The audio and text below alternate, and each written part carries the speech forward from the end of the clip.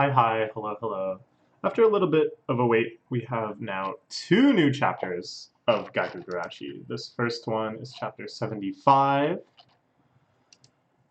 They got the cover of Kirara forward. There's not too many chapters left of this series, so they're getting a little blitz of popularity right before the end. I'm not really sure how it'll end at this point. I have been fairly unwavering in my belief in a happy ending. I mean, it's printed in Kirara forward. You think a magazine that glittering, that inviting, and that friendly can possibly have an ending where all of these cute girls just die? I mean, maybe? It's sure not looking great now. The Randall Corporation is about to nuke their school off the face of the earth. There's only 2 days left until that missile. 2 out of our 4 girls are completely out of commission. Kurumi, of course, has long been in pretty dire straits. Although they know now that it was the water from the school that was kind of keeping her symptoms at bay, there's really not a whole lot they can do when the school is this infested. Meanwhile, poor Mikun had a terrible bite to the neck and is deteriorating super fast. So, Bucho out here with the broom. It's kind of the first major showdown she's had with zombies.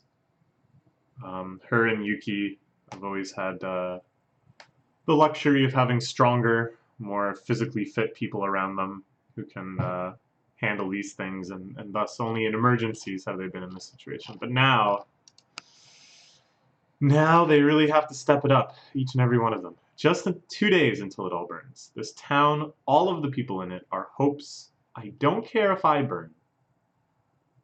On that day, I let go of her hand, but the others.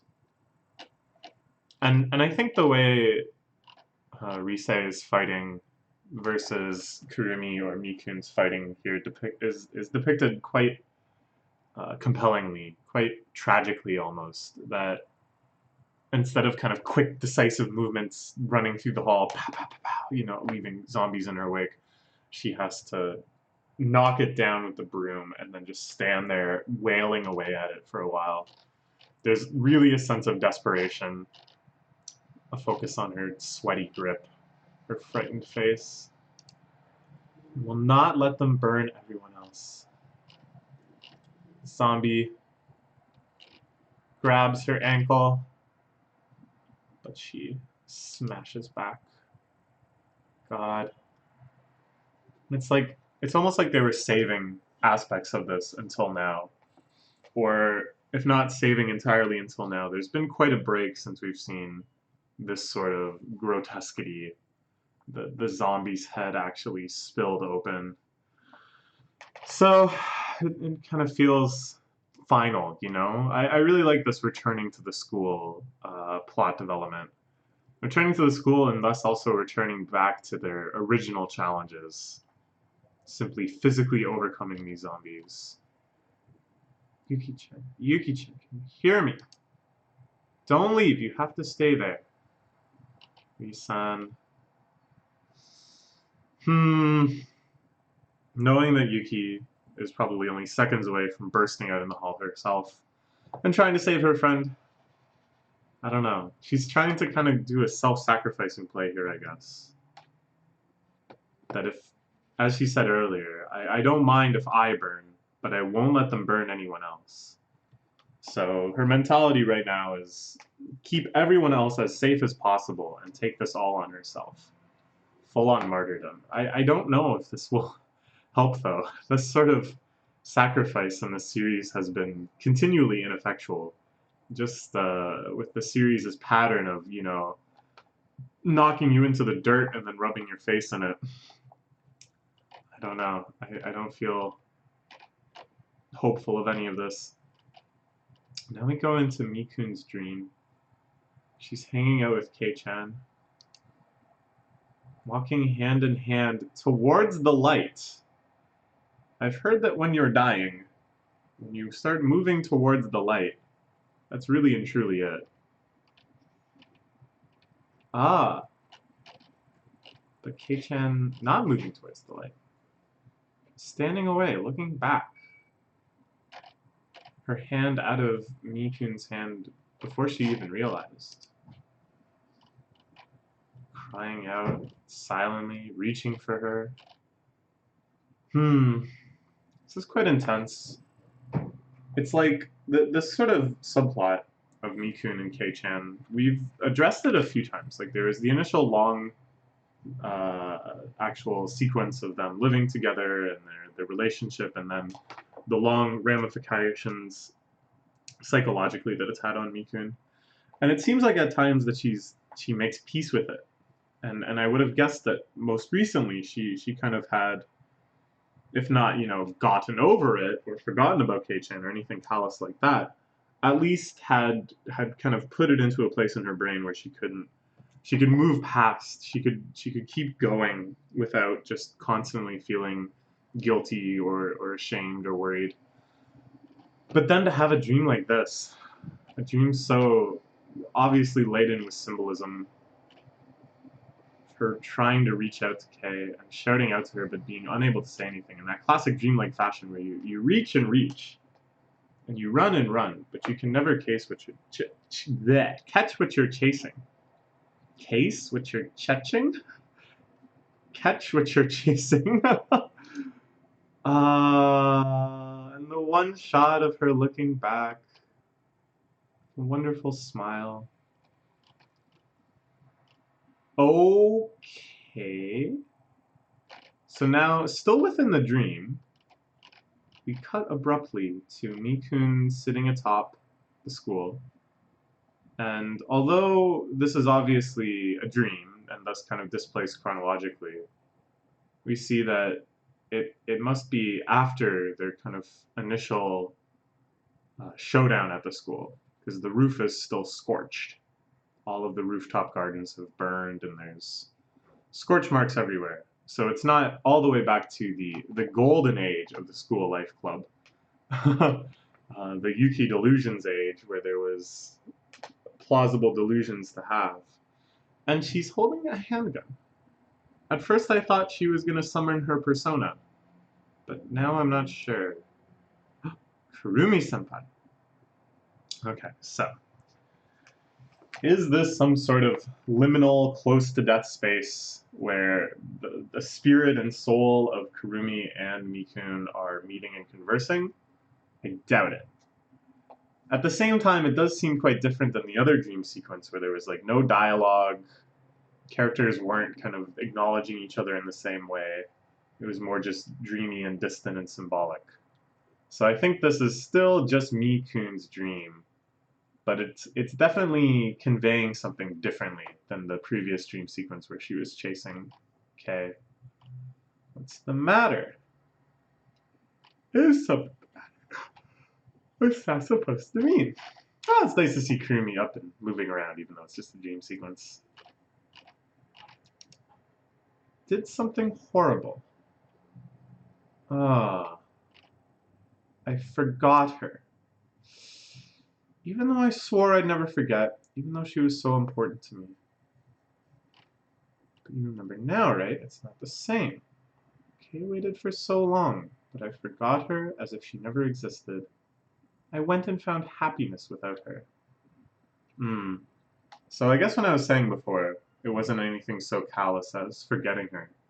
I still stand by that. I still don't think, in any meaningful way, that Mikun actually forgot Kei-chan.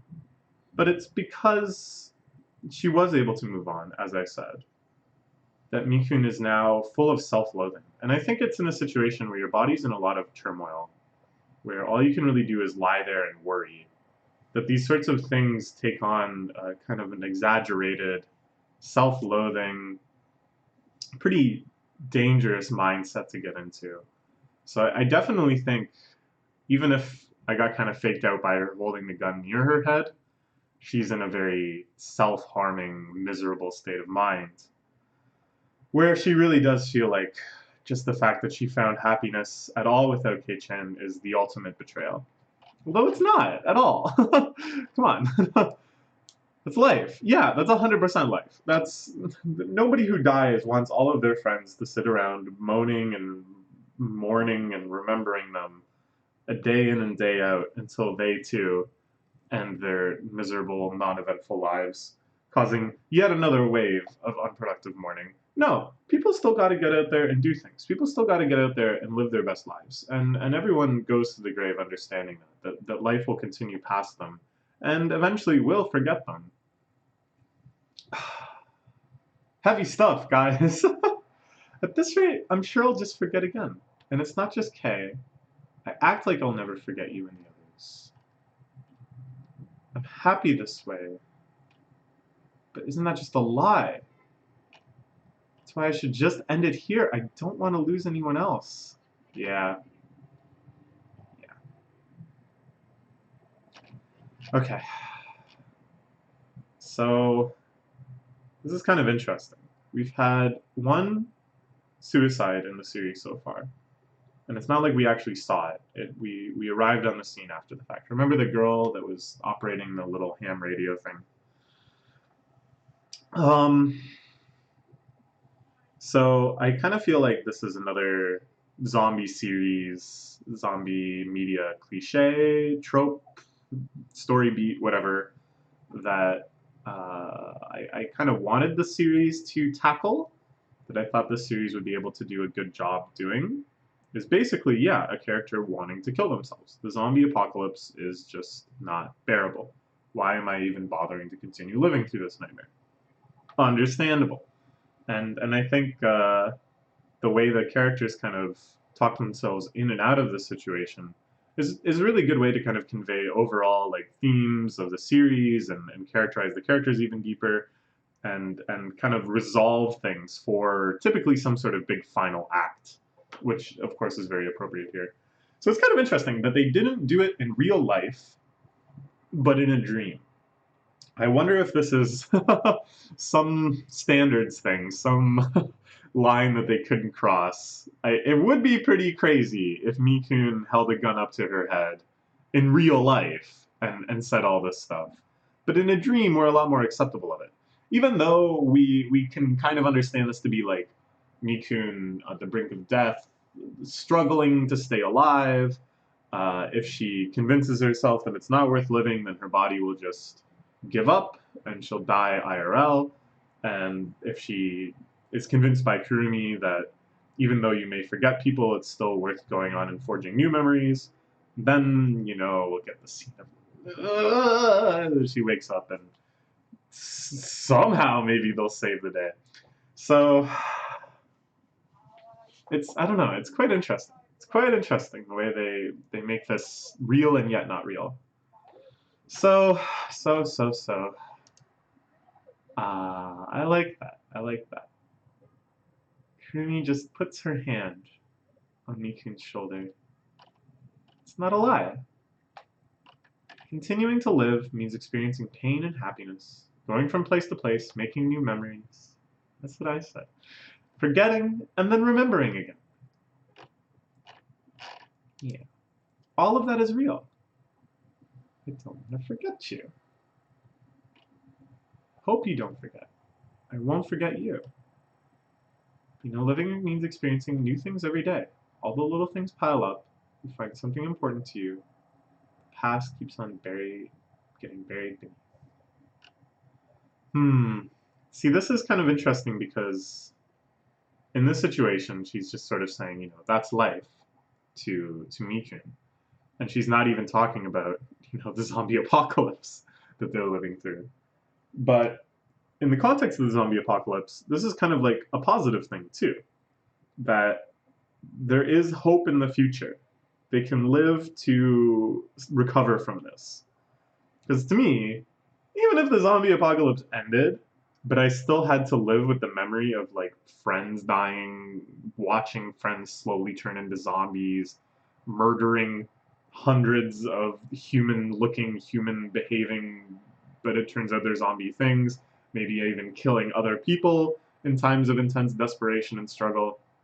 You know, oh, but then the miracle cure comes. Everybody is no longer a zombie. You think I'm not going to have PTSD for the rest of my dang life? You know, like it's very hard to imagine moving on and just having a normal, happy life after that, like going out and buying groceries and coming home and cooking dinner. And then halfway through cooking dinner, you're just like, oh, I remember when I had to use a shovel to cut off a dog's head because it was zombified and coming at me. And then your dinner starts burning. But so Kurumi's message here is really one I think of hope, of like all of this we can bury underneath, like a zombie, like Luffy in Thriller Bark. We can shove the zombies down underneath. That's what scares me. It's like, hey, you and the others, you'll fade away. As long as you continue to live, everything stays with you. The truth is, there's so much life. Now, this is interesting, because more and more the way this is written, to me, suggests that it is actually like some vaguely supernatural liminal space between life and death that both of their spirits are co-occupying. I don't think it's ever going to be explicitly like that, because I think this is actually Kurumi's death scene. Maybe? Like, yeah, earlier I said I believe in the happy ending. I really doubt that it's going to end with all four of them dying. But one of them dying, I could maybe see that. And Kurumi, of course, has been throwing up death flags ever since she first got bit. And this is, I think, a pretty good send-off. Having this conversation, instilling in Mikun the will to go on. Talking all about forgetting people and stuff seems very appropriate if this does end in some death.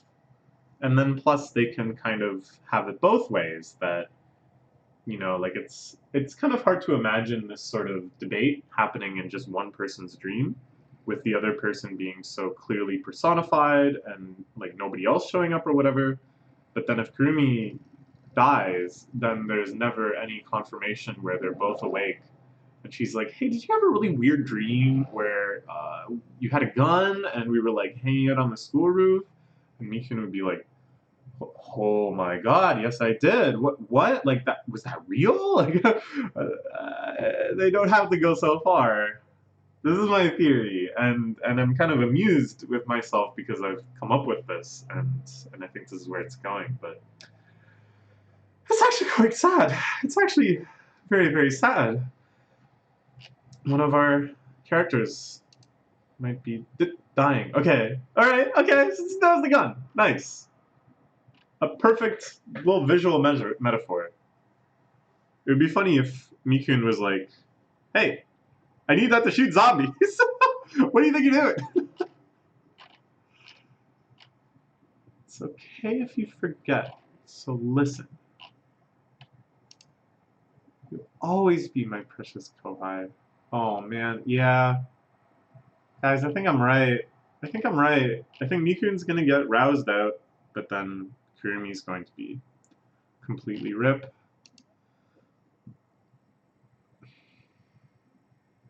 So she's able to kind of look around again. The first thing she sees, this water bottle and Yuki's iconic hat. She sees a little moment of levity here. Even though every character is in such a desperate situation. Just the little sweat drop on Mikun. She looks over at Yuki. Seems like the water worked. Of course, that's why you see the water going somewhere. Sun went outside. See, Sori-san. School. School Life Club rule number 4. Going all the way back here. The hallmarks of the very early parts of the series. These things being evoked once again, just so we can get that bittersweet nostalgia. Or I guess really here it's like 90% bitter, 95% bitter. Club members must always help and support each other in order to have a fun school life. And I love that all of these rules were devised in order to both maintain Yuki's delusion, fun school life. What the hell does that mean? But then also to really enforce in clear terms the solidarity and the cooperation that they knew that they would all have to have in order to get through this. Oh, she plops the hat on.